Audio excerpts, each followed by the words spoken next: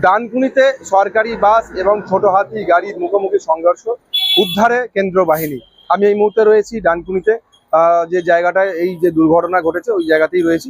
দেখতে পাচ্ছেন আমার পিছনে সেই যে জায়গাটা এই যে দুর্ঘটনা ঘটেছে সেই দুর্ঘটনায়, এবং ছোট হাতি গাড়িটা আসছিলেন দিল্লি রোড দিয়ে, যেটা আর চণ্ডীতলা দিক দিয়ে যে গাড়িটা আসছিল সেটা হলো সরকারি বাস। এবং ঠিক এই জায়গায় বাসটি ওভারটেক করতে গিয়ে এই যে ছোট হাতি গাড়িকে সামনাসামনি কিন্তু অ্যাক্সিডেন্ট হয়, এবং তার ফলে যে চালক ছিল সেই চালক ইতিমধ্যে যে ছোট হাতি গাড়ির মধ্যে যে ড্রাইভার সিট থাকে সেখানে আটকে যায়। আটকে যাওয়ার ফলে ইতিমধ্যে এই রোড দিয়েই যাচ্ছিলেন কেন্দ্র বাহিনীর একটি গাড়ি। এই গাড়িটা দ্রুত দাঁড়িয়ে পড়ে এবং কেন্দ্র বাহিনী যারা ছিল তারা এসে ওই গাড়ির চালককে উদ্ধার করে, এবং তার পাশাপাশি এলাকার যারা মানুষজন ছিল তারাও এসে সহযোগিতায় উদ্ধার হয় ওই গাড়ি চালক।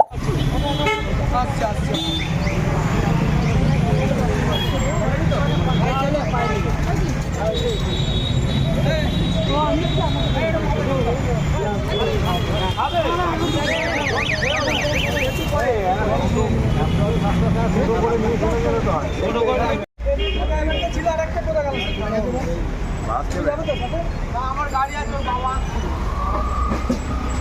আমার গাড়িটা ওখানে মাল করছে, গাড়ি ওখানে দেখে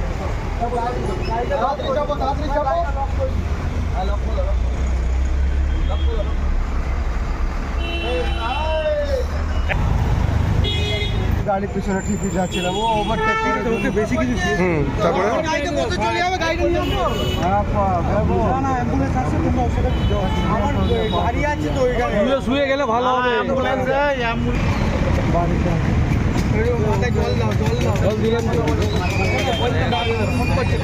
হ্যালো, কিন্তু আহত কিন্তু একজনই হয়েছে যেহেতু গাড়ির চালক, আর বড় কিছু ঘটনা না ঘটলেও আহত স্লিপ একজন ওই ছোট হাতি গাড়ির চালক। ইতিমধ্যে ডানকুনি থানার প্রশাসন আসার পরে এই যে পুরো ঘটনাটাকে দেখে, এবং তারপর ডানকুনি থানার যে অ্যাম্বুলেন্স আছে, যে ট্রাফিক অ্যাম্বুলেন্স, সেই অ্যাম্বুলেন্স এসে ওই যে চালককে উদ্ধার করে নিয়ে যাওয়া হয় শ্রীরামপুর ওয়ালসে। এবং সেই ওয়ালসে নিয়ে যাওয়া, যেটা জানতে পারছি ইতিমধ্যে যে গাড়িটা ছোট হাতি গাড়ির চালক, তার বাড়ি যেটা জানতে পারলাম চণ্ডীতলা বেলেডাঙ্গায়।